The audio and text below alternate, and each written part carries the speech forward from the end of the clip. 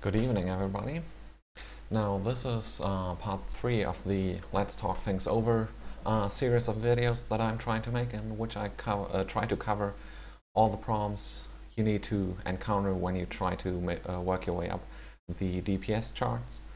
Last time we have been talking about all the interesting stuff on your reputations, traits, specializations are not yet in the game. We might cover that in a later section. We have talked about the skill tree. We have talked about all your bridge officer stations. And today I want to talk to you guys about your starship equipment. Okay. For some reason, people want to mix what they have. To generally point out what we are looking for is first of all set bonuses that we need to complement, and basically we want to maximize the performance of our ship.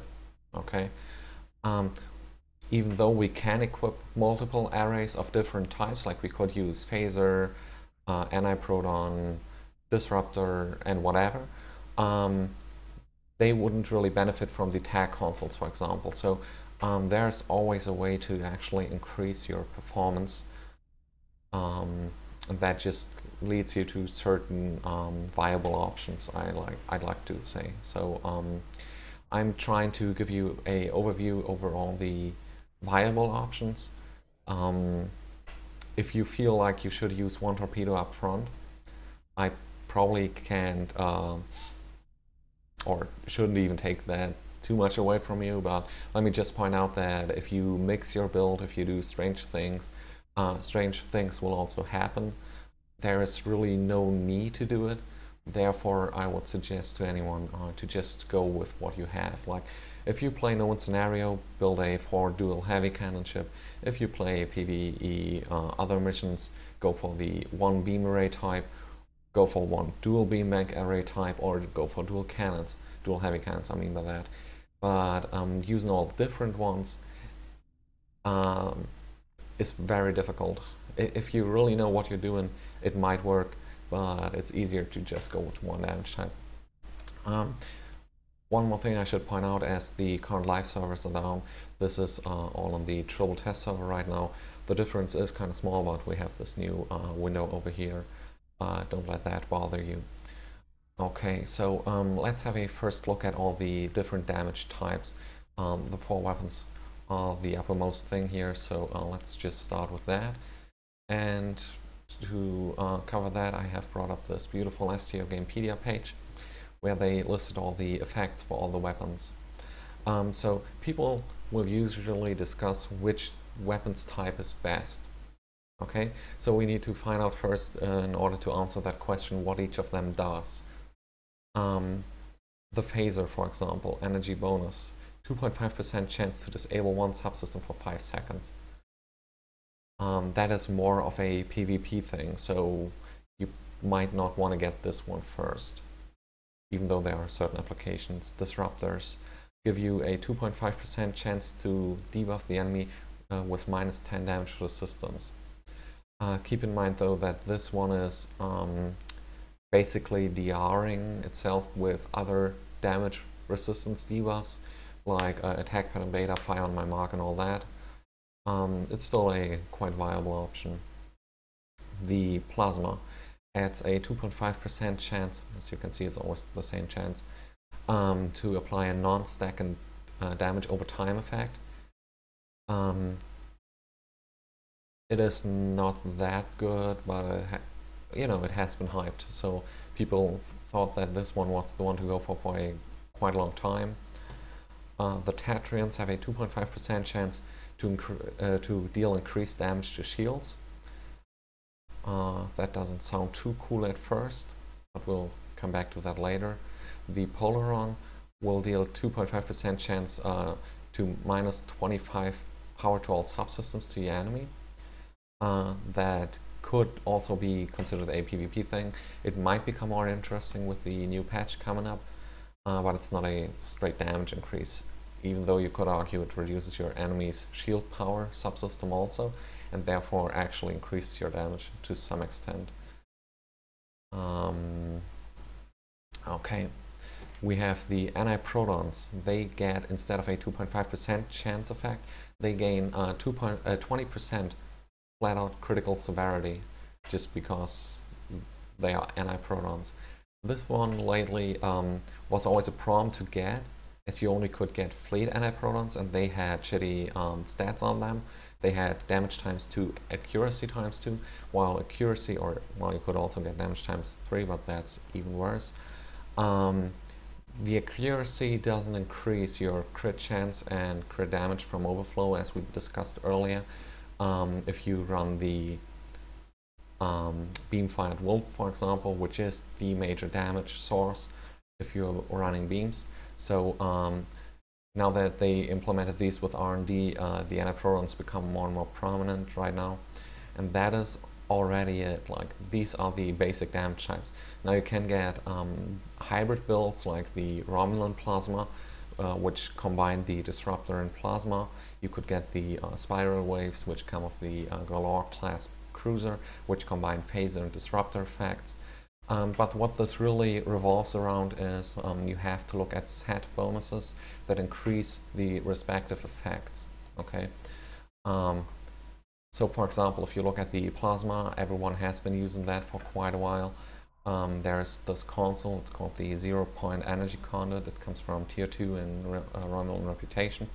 And if you have the 2-piece bonus with the experimental array or the hyperplasma torpedo, however you don't usually want the hyperplasma torpedo, you get plus 7.6% plasma damage and a bonus to your Starship electroplasma system. Okay, so these are the bonuses that we are looking for when we decide whether we pick the one or the other damage type usually.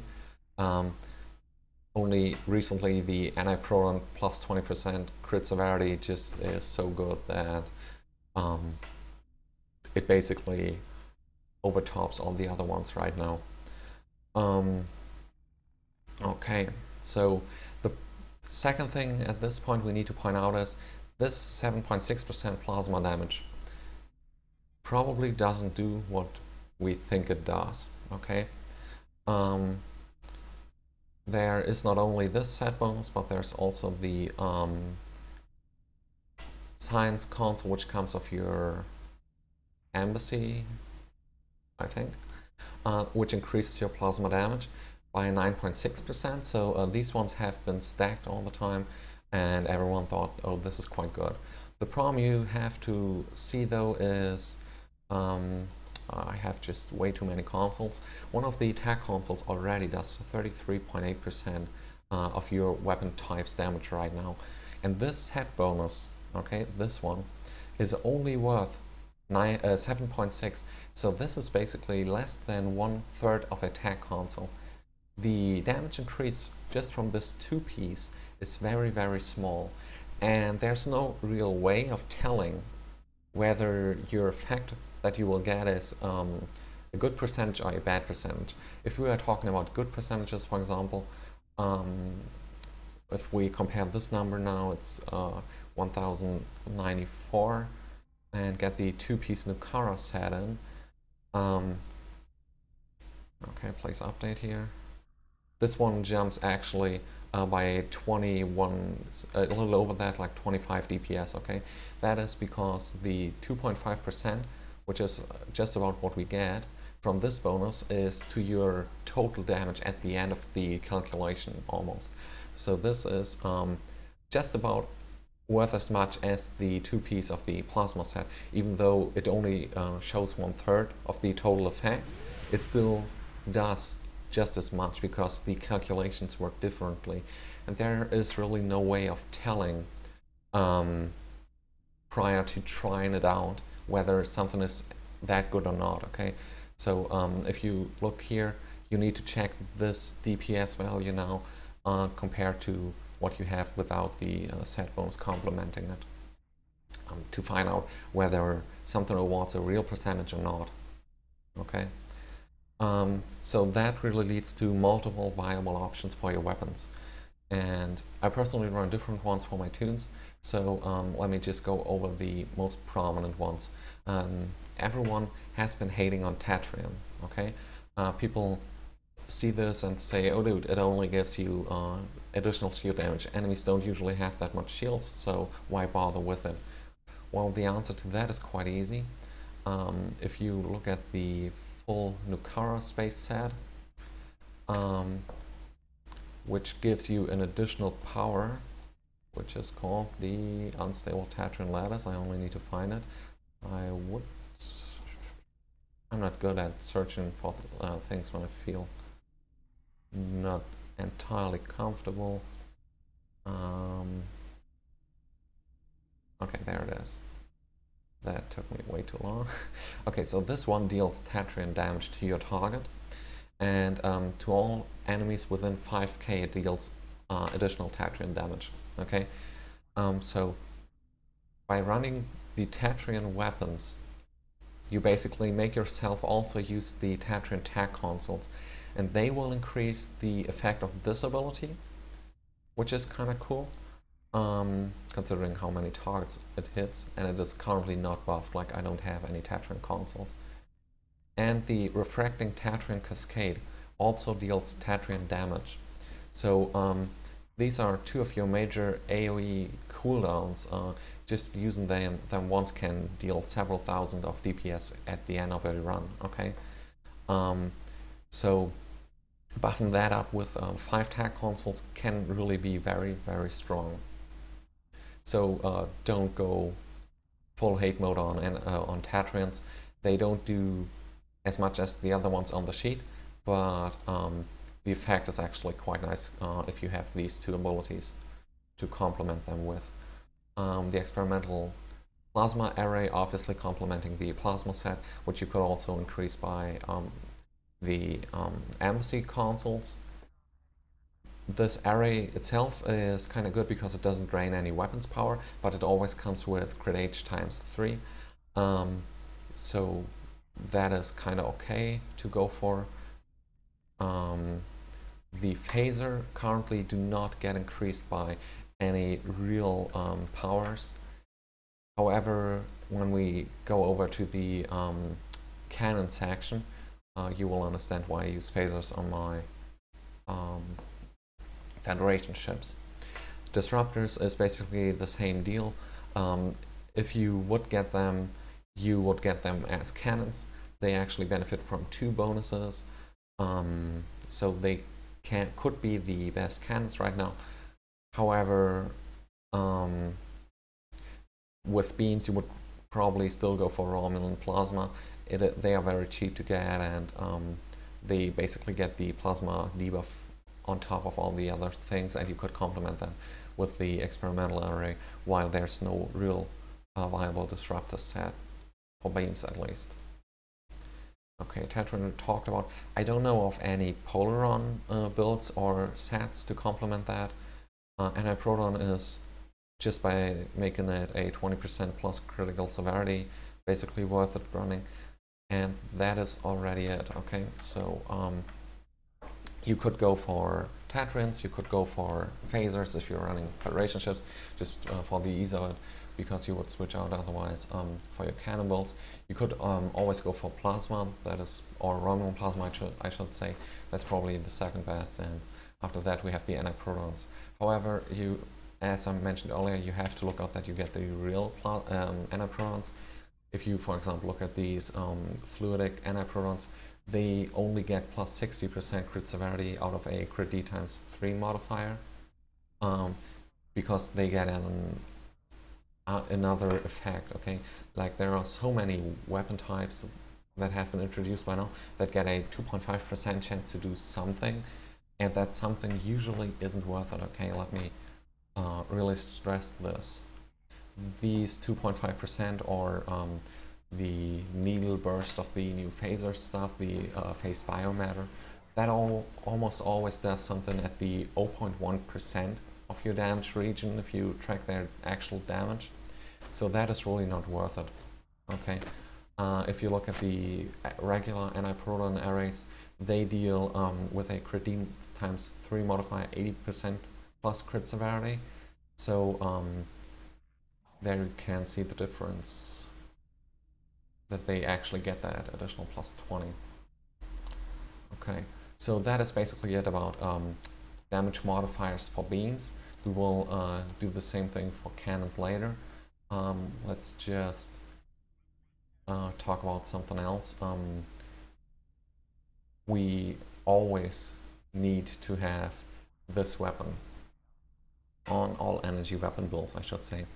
I know that people don't understand why this one is incredibly good, so let me just say it here so everyone can see it and know it basically. Thing is not that good on its own. It is really, really worth it though for the 2-piece bonus with the assimilated module. Okay, if you look at this, it has a 2.5% chance to give you plus 10 current weapons power, plus 500 resistance rating to weapons power, and plus 500 maximum weapon power resistance rating. Okay, basically what this means is if you have this 2-piece on, there's a not too bad chance as a full beam-fired world cycle will deal 168 shots to get this 2.5% crit, this 2.5% proc chance going, to almost negate all of your weapons power drain. Like if you shoot all your arrays, your power will drop to like 80. If you have that proc up, it will drop to 120 or 122, and it even can stack multiple times, basically only draining you to 124. And just as the Marion Francis duty officer, which almost everyone uses, this is one of the highest damage increases you can possibly find, okay? And the Marion Francis only gives plus 200, so this proc is not even nearly as strong as the Borg one. The upside of it is you can use it on demand, you can use it when you need it, and it lasts longer, but the other one just might proc more often, okay? This one has a 2-minute cooldown, so that is quite brutal, but still if you have all of your cooldowns going, he is really worth it having, just for the, those 200 resistance rating, as you will get drained way less, and by that increasing your damage really, really by a lot, okay? So always, if you have any type of energy weapon on your ship, may it be cannons or may it be beams, you will always basically want this kinetic cutting beam and the assimilated console. The assimilated console on its own is obviously also quite good. It awards you plus 1% crit chance and plus 9.2 crit severity. Additional weapons power, will repair that one, it's not that important. Okay, so we covered your weapons. You could use omnidirectionals. You can use one total on your ship. I only have it in here because I didn't have the last array. If you go for arrays, you don't really need it unless you want to complement a Federation set that we will talk about later. Yeah, okay. Then let's have a look at your general deflector, impulse, and shield sets. Now, there are, for every reputation, basically is a space set of items. If we look at defensive ones, the most prominent has been for a very long time the Borg Assimilated. I don't even have the last item in my inventory right now. The items themselves are okay, but what you would do this for is the autonomous regeneration sequencer. It regenerates 1% of your hull every 2 seconds, and it is on a 60-second internal cooldown. Okay. For 10 seconds it does this.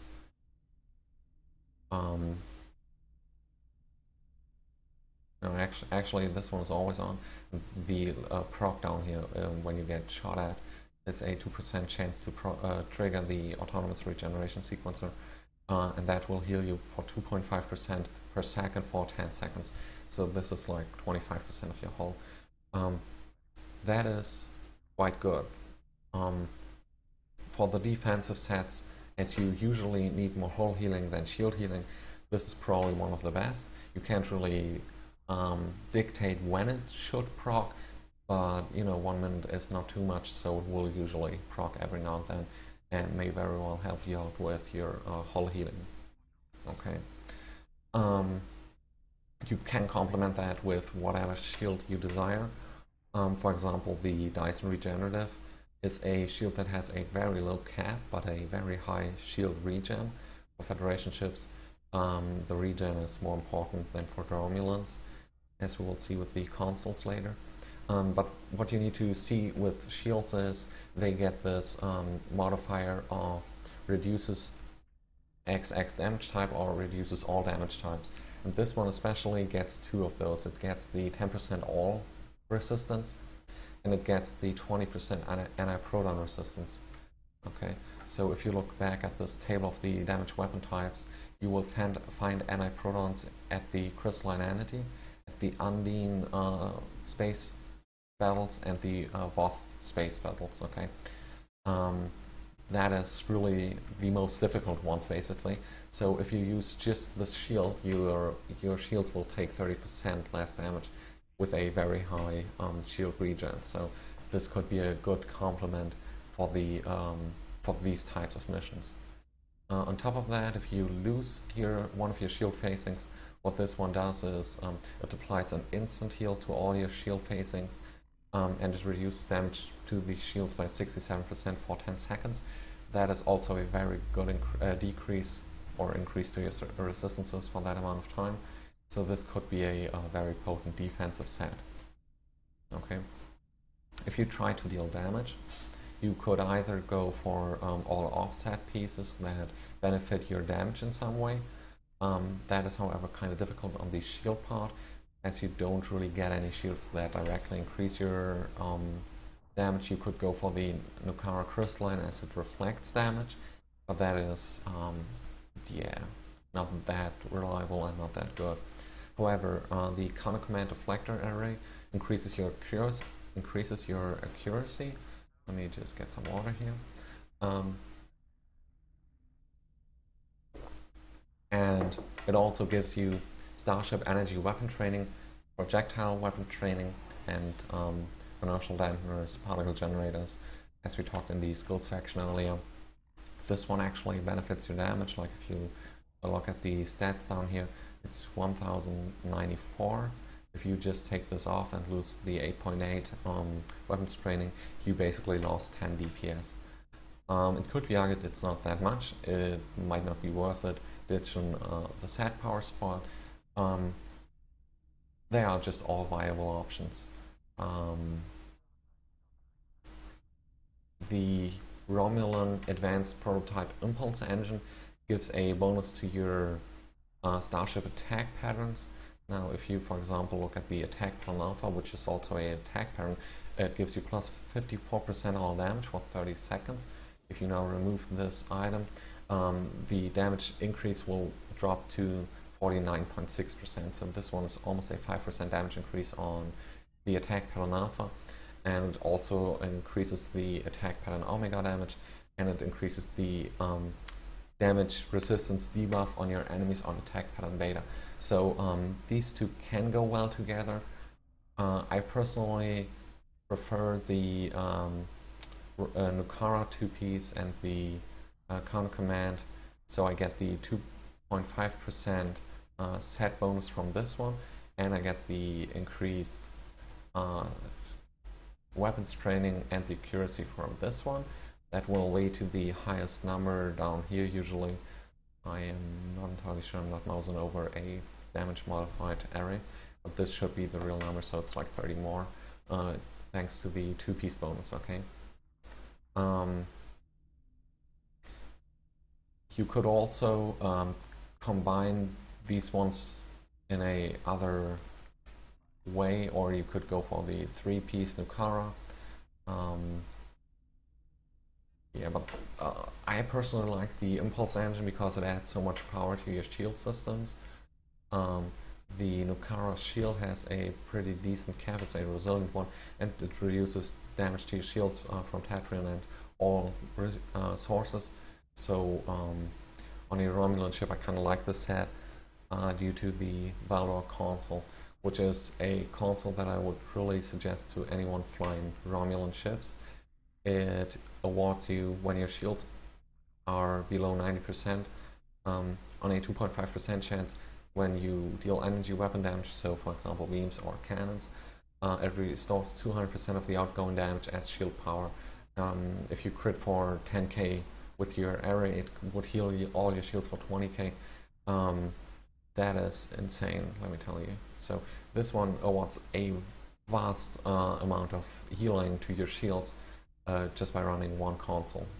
It might not be the optimal choice for absolute top DPS. Like if you use the isometric charge, that one would deal more AoE damage on the spheres, or you could use the other consoles that increase your overall performance. But this one is just extremely strong for defensive values. The Plasmonic Leech console, you would get at the exchange usually. It came out of a lockbox some time ago. If you're a KDF, you can buy a ship for it, and then you can just claim it. What this one does is, it gives you, when you shoot an enemy basically, it leeches power from their system and adds it to your own, depending, the magnitude of this depends however on your flow capacitor skill. That is why we always skill out the flow capacitors to maximum basically. It reads here, skills that affect this ability, flow capacitors. So I think it stacks up to 8 times, so basically it gives you 16 subsystem power to all your systems. That is another very good console, as subsystem power helps you out with everything, gets the warp core amp, increases your damage and all that. So this is another console that is just very strong across the board. What you have to keep in mind though is people sometimes try to combine this with the or with other similar effects, as it says here. The Make a Resilient Shield Array gives you power to all your subsystems when you get shot at with energy weapons, okay?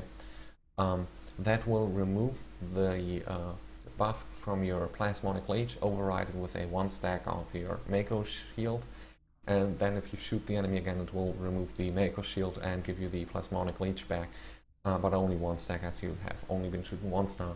What that does is basically it negates each other out every single time you get shot at or you shoot an enemy. Therefore, you should not combine this with similar effects. Okay. So these 3 consoles for Romulan ships will probably be always on there. For the last ones, you can now kind of choose on what you want to go for. Engineering consoles, this one could be an APS power transfer. If you don't have enough weapons power, I personally felt back in the day that it actually helped. Today I kind of dropped it, but if you just started out, have a real new ship, you could get this one. Other than that, I would not really suggest it anymore. For the science consoles, you could get the embassy ones. One embassy console is always very good, as it gives you this additional plasma dot that really does quite nicely. If you do not run plasma weapons, however, that only applies. You should always get the minus threat usually.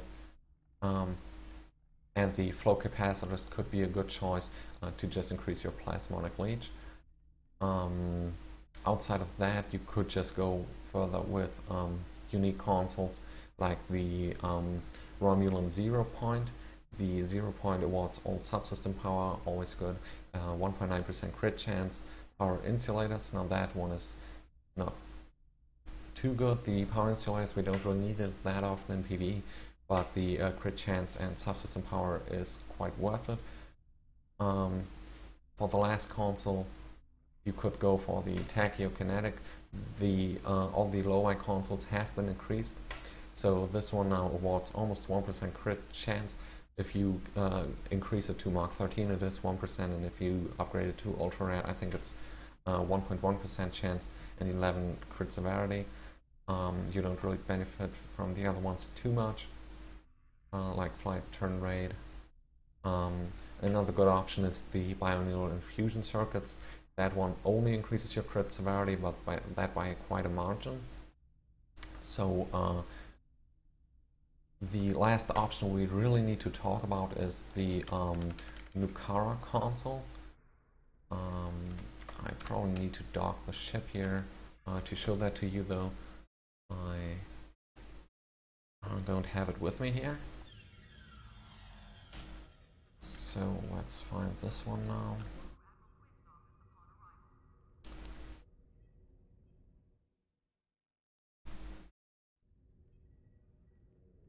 Okay. This one, the Nucara particle converter. Gives you plus shield power, power insulators, particle generators, and 10% accuracy with beam weapons. Now, we thought that this one might be a very good console because of the accuracy, when we still thought that accuracy overflow would benefit us. But basically, as we have pointed out several times now, you do not benefit from accuracy overflow with beam fire at will, which is like 60 or so, yeah, usually 60% of your damage, okay? So your vast majority of your damage comes from this ability, and you basically sought a console that doesn't even benefit you outside of shield power. So we thought this was good, but in fact it's not. Other viable options, I think we covered them all. So this is what you would look for. You could now switch this one out for a isometric charge if you were trying to get a real perfect run. You could also switch it out for a flow capacitor if you feel you need the damage reduction. You don't need that much, the threat reduction. You don't get shot at that often. You don't need the shield healing. You would still benefit from the damage increase and the flow capacitors. So that is it basically for the consoles. Now, I know that people, when they start out, think that this is hard to get, but if you look at the reputation things, you only need Rep 2 to get the consoles. That is a 4-day effort, I think. Yeah, that clearly can be done, and this is basically what you're aiming for. I'm not trying to educate you on what you should start out with. You could go for shield cap and armor and EPS power transfer, but you don't need to. Okay. Okay, then we have the hangar base. Usually what you will do is you will use that whatever comes with your ship. You would, on the Scimitar, always go for the Romulan drone ships. On the Recluse, you would go with the pets that came with the Recluse, as they debuff the enemy with Beta 3. If you cannot get either of those, you would get the Elite Scorpion Fighters for damage. And if you were PvP, you could probably use the Yellowstone runabouts or something, but these ones are the most prominent ones that you will see mostly. The Federation Peregrine Fighters, for some reason, do not perform as good as the Elite Scorpions, so yeah, that usually is the way to go. I have them on my Federation tunes as well.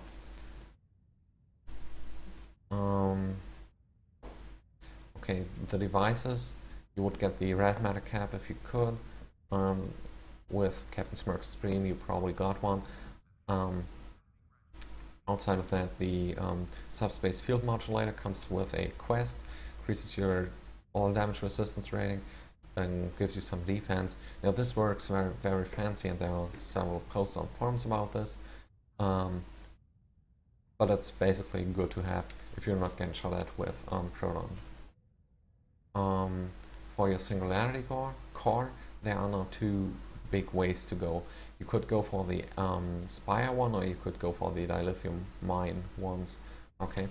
The difference is the dilithium mine cores, or not only singularities but also the warp cores, award power to subsystems. while the Spire ones give you resistance rating to energy drain and increase your regen rate of power. So these ones are really good if you have enough power, or if you don't get drained too much, like most cannon builds will use this one. Most Federation, even beamboats, will use this one, while Romulan beamboats can also use the dilithium mine ones. They just help out across the board with all the additional power to really get the amp on all of your subsystems as the power increases with your singularity charge. Now I know there's another warp core type that doesn't give you amp, but that one is not worth it. I personally cannot think of a situation where I would go for these cores. I would always get the amp one. The benefit is just so big. Okay, then you basically need to decide where your subsystems, which your subsystems are that have the least power. Now I usually run very low shield power in PvE, just because there are so many ways to increase it again with the Nukara impulse engine and the core that already is like 20 something shield power. The Dickrock Dove gives me another 20 on proc basis, and the emergency powder shields is like another 30. So I get to 100 and something in combat while only running 15 base power allocated to that system. Then, since you always want your aux power to be high due to your reputation trait of the Nukara tier 4, you basically will usually have lowest power allocated to engines as well. That's why I have the shield and engine increase in here. If you would go for a PvP or a beam fight will with aux to bat build, you could also use this one with aux power and allocate more power to your engines right away. Okay, so those are the major items. Tech consoles is another very interesting thing. There are several ones. You could go for beam damage, you could go for cannon damage, you could go for special damage types like anti-proton, phaser, disruptor, whatever, or you could go for like something beam damage. Problem is, these beam damage consoles give less percentages, okay? So if you run a Spire tech console for beams, I think it awards plus 28% to beam damage. And these do not multiply each other in any way, they just stack linearly on top of each other. So if you run 4 of these anti-proton consoles and 1 beam console, you will still lose those 5% compared to another anti-proton console. That's why you basically never do that. Okay, you would get the crit chance ones, and we will talk about why that is in just a second. So basically make sure that you have your weapon damage type and get the crit chance ones. Okay, I'll take a short break at this point and I'll be back in just a minute.